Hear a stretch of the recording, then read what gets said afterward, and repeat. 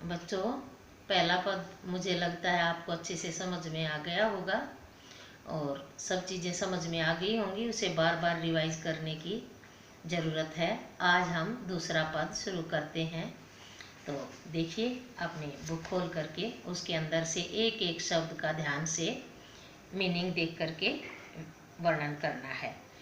मन की मन ही मांझ रही, कहिए जाई कौन पे उधो, नाही परत कही।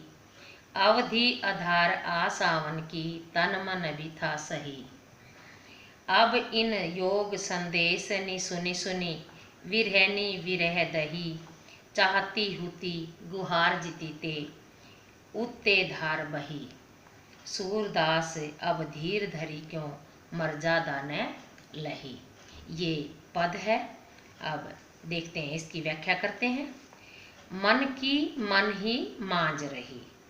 मन की मीन मन के अंदर की बातें मन के ही मांझ में अंदर रह गई। समझ में आया बच्चों?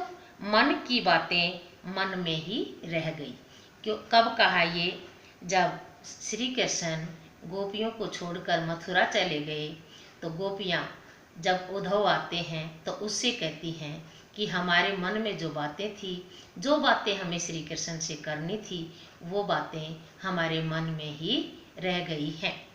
कहिए जाई कौन पे उद्धव, कहिए कहें जाकर कौन पे, किसको? हे उद्धव, हे उद्धव, ये बातें हम किसको जा कर के कहें? ना ही परत कही, श्री कृष्ण के अतिरिक्त ये बातें किसी से नहीं कही जा सकती।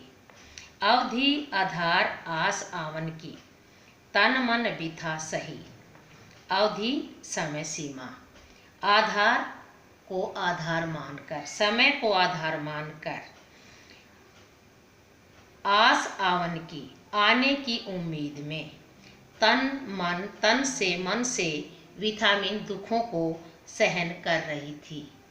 हम सोच रही थी कि कभी ना कभी श्री कृष्ण आएंगे और हमारे मन और तन के जो दुख थे वो समाप्त हो जाएंगे। उससे हम अपने दुखों को सहन कर रही थी।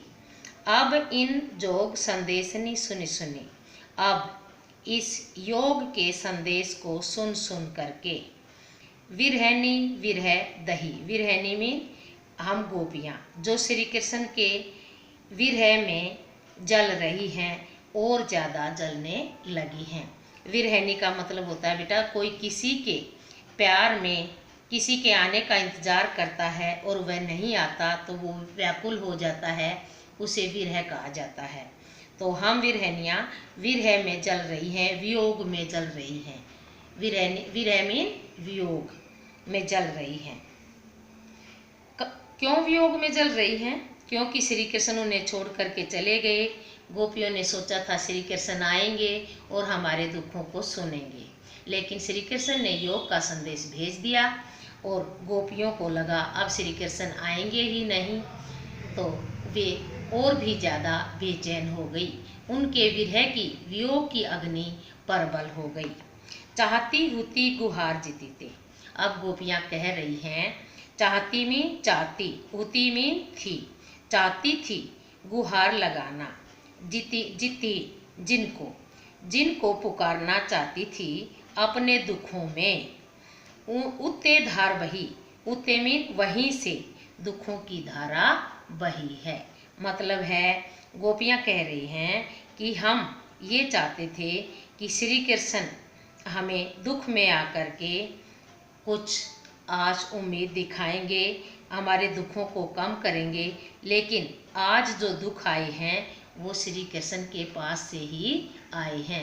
अर्थात दुखों की धारा आज श्री कृष्ण ने ही हमारे पास भेजी है। किसको दुखों की धारा कहा गया है? समझ में आया? योग के संदेश को।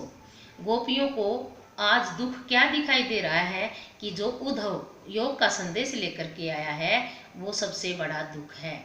और इसलिए गोपियाँ कह रही हैं, श्री कृष्ण ने ही योग संदेश रूपी दुख की धारा को आज हमारे पास भेजा है, जिसको हम अपने हर एक दुख में पुकारते थे। सूरदास अब धीर धरी क्यों?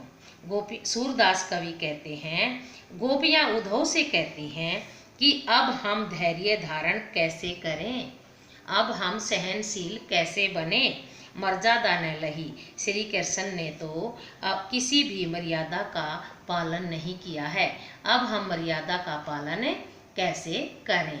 ये था बेटा इस पद का पूरा सरलार्थ व्याख्या। अब आपको ये समझ में आ गया होगा। ध्यान से जैसे मैंने पढ़ाया बार बार पढ़ के बुक के अंदर देख करके करना है, एक एक मीनिंग भी देखने हैं। ठीक है, चलो ठीक है।